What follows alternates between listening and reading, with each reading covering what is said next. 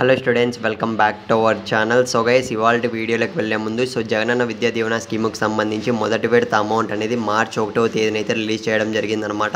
So guys, మీకు కనుక ఇంకా అకౌంట్లో అమౌంట్ అనేది క్రియేట్ కాకుంటే ఒక్కసారి కింద కామెంట్ అయితే చేయండి.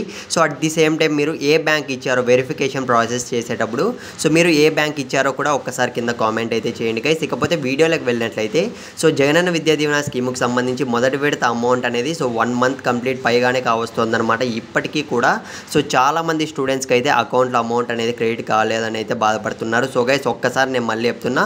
జ్ఞానభూమి పోర్టల్ అయితే మళ్ళీ చెక్ చేసుకుంటూనే ఉండండి. ఎప్పటికప్పుడు అయితే మనకు అప్డేట్ అయితే చేస్తున్నారనమాట.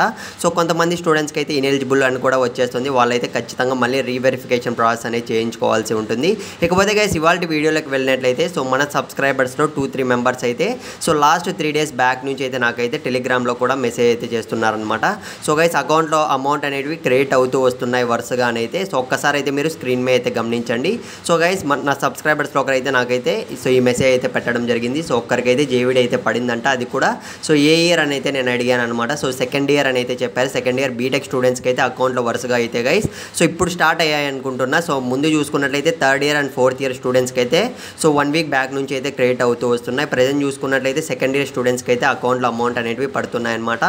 ఇకపోతే బ్యాంక్ ఏది అన్న విషయానికి వస్తే మన సబ్స్క్రైబర్స్కి పడిండేది వచ్చి మనకు ఆంధ్ర బ్యాంక్ ఎవరైతే ఇచ్చారో వాళ్ళకైతే అకౌంట్లో అమౌంట్ అనేవి పడుతున్నాయంట గైస్. మీరు ఏ బ్యాంక్ ఇచ్చారో ఒక్కసారి కింద కామెంట్ అయితే చేయండి. At the same time check చేసుకోండి పేమెంట్ స్టేటస్.